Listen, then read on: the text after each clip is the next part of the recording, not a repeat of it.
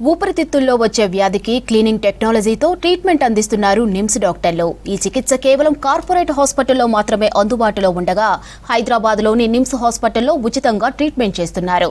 ఊపిరితిత్తుల్లోని గాలిబుడగల ద్వారా ఆక్సిజన్ రక్తంలో కలిసి శరీర భాగాలకు సరఫరా అవుతుంది.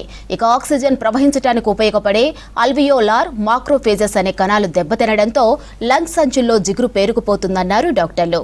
దీంతో ఆక్సిజన్ సరఫరా కాకపోవడంతో ప్రాణాలు పోతాయన్నారు.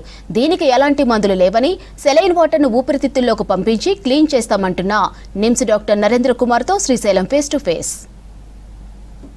లంగ్స్లో తలెత్తేటువంటి పిఏపి అనేటువంటి ఒక అరుదైన వ్యాధికి నిమ్స్లో లంగ్స్ వాషింగ్ టెక్నాలజీ అనే పేరుతోని ట్రీట్మెంట్ అందిస్తున్నారు. దీనికి సంబంధించి అసలు ఎవరిలో ఈ వ్యాధి వస్తుంది, అరుదైన వ్యాధిగా ఎందుకు చెప్తారు, ఆ వ్యాధి వచ్చినప్పుడు పేషెంట్లో తలెత్తేటువంటి ఇబ్బందులు ఏంటి, దానికి ఈ లంగ్స్ వాషింగ్ అనేది పరిష్కారమా లేకపోతే ఇంకేదన్నా ఉందా, ఈ అంశాలకు సంబంధించి మనతో పాటు pulmonary medicine HOD doctor Narendra Kumar ఉన్నారు. ఆయన అడిగి మరిన్ని విషయాలు తెలుసుకుందాం. సార్, పిఏపి అంటే ఏంటి, దానివల్ల పేషెంట్కు వచ్చేటువంటి ఇబ్బంది ఏంటి?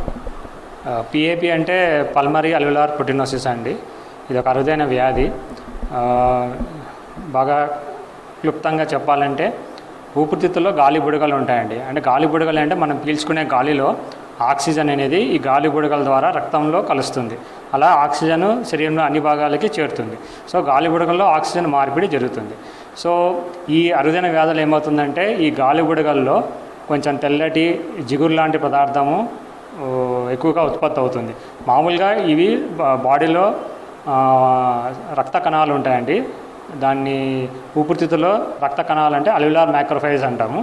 ఇవి ఏం చేస్తాయంటే ఆ తెల్లటి జిగురు లాంటి పదార్థాన్ని క్లియర్ చేస్తాయి. సో ఎప్పుడైతే మనలో ఆటోఇమ్యూన్ డిఫెక్ట్ అంటే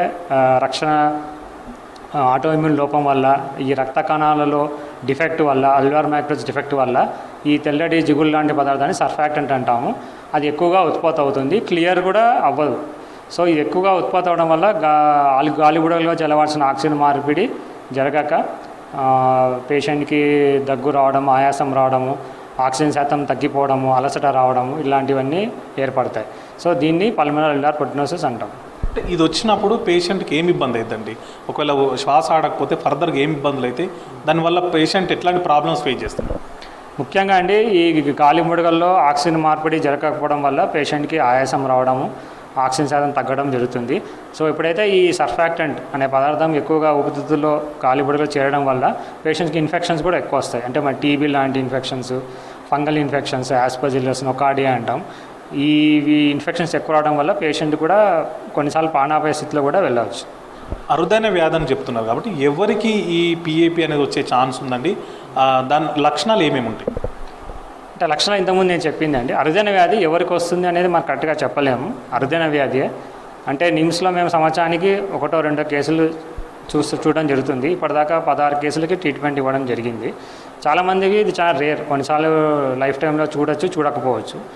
సో ముఖ్యంగా ఆయాసంతో వచ్చినప్పుడు, దగ్గు వల్ల వచ్చినప్పుడు, ఇన్ఫెక్షన్స్ వల్ల వచ్చినప్పుడు మేము సిటీ స్కాన్ తీస్తే సిటీ స్కాన్లో టిపికల్గా ఇంగ్లీష్లో మేము క్రేజీ ప్రైవింగ్ ప్యాటర్న్ అంటాం.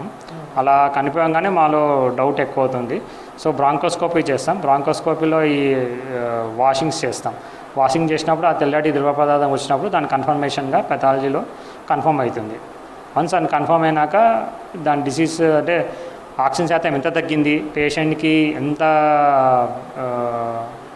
ఈ శ్వాస తీసుకోవడంలో ఇబ్బంది ఉంది, సో వాటి ద్వారా ఏం ట్రీట్మెంట్ ఇవ్వాలనేది మేము డిసైడ్ చేస్తాం.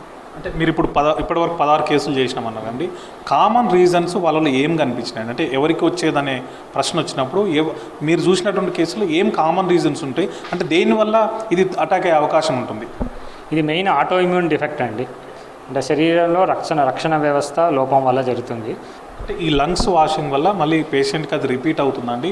లంగ్స్ వాషింగ్ చేయడం వల్ల పేషెంట్కి ఎట్లాంటి బెనిఫిట్ ఉంటుంది? లంగ్ వాషింగ్ చేయడం వల్ల గాలి బుడగలు ఫ్రీ అవుతాయి. ఆ తెల్లటి జిగురు లాంటి పదార్థం సర్ఫాక్టెంట్ క్లియర్ అవుతుంది. సో యథావిధిగా మళ్ళీ ఆక్సిజన్ మార్పిడి జరుగుతుంది. సో శ్వాస తీసుకోవడంలో ఇబ్బంది ఉండదు, పేషెంట్ బాగుంటారు, ఆక్సిజన్ శాతం పెరుగుతుంది. మళ్ళీ రావచ్చా అంటే ఒకసారి ఈ ప్రొసీజర్ చేస్తే సంవత్సరంన్నర పాటు కొంతమందికి మళ్ళీ రిపీట్ ప్రొసీజర్ అవసరం ఉండదు. కొంతమంది చాలామంది బాగున్నారు, కొంతమంది పేషెంట్స్కి ఒక 50% మంది పేషెంట్స్కి సంవత్సరం తర్వాత మళ్ళీ రిపీట్ చేయాల్సిన అవసరం ఉంటుంది. అది ఎందుకు రిపీట్ చేయాల్సి వస్తుంది, ఎవరిలో మళ్ళీ రిపీట్ అవుతుంది అనేది తెలియదు. సో పేషెంట్ని ఫాలో అప్ చేసి కొంతమంది ఏళ్ళ తరబడైనా బాగుంటారు, కొంతమందికి 1 or 2 years తర్వాత మళ్ళీ ఉత్పత్తి అవుతుంది. ఎందుకంటే ఇది ఆటో ఇమ్యూన్ డిఫెక్ట్ కాబట్టి ఉత్పత్తి అవుతుంది. దీనికి మందులు ఏం లేవండి.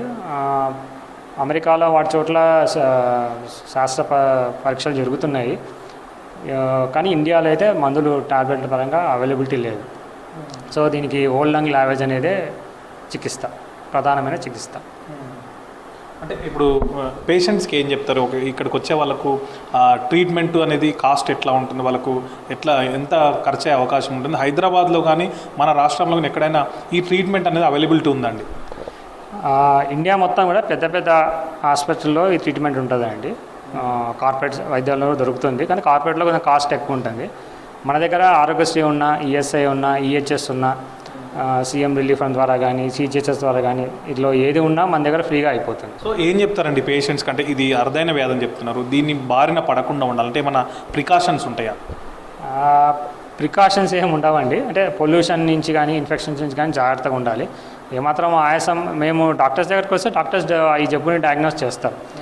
సిటీ స్కాన్ ద్వారా జబ్బు కొంచెం డౌట్ రాగానే బ్రాంకోస్కోపీ ఉంటుంది, బ్రాంకోస్కోపీ ద్వారా జబ్బు నిర్ధారణ అవుతుంది. ఒకవేళ బ్రాంకోస్కోపీ చేసి జబ్బుగా నిర్ధారణ అయితే పేషెంట్కి ఈ ఓల్డ్ లంగ్ లావేజ్ టెక్నిక్ చేయాలా లేదా అనేది డాక్టర్స్ డిసైడ్ చేస్తారు.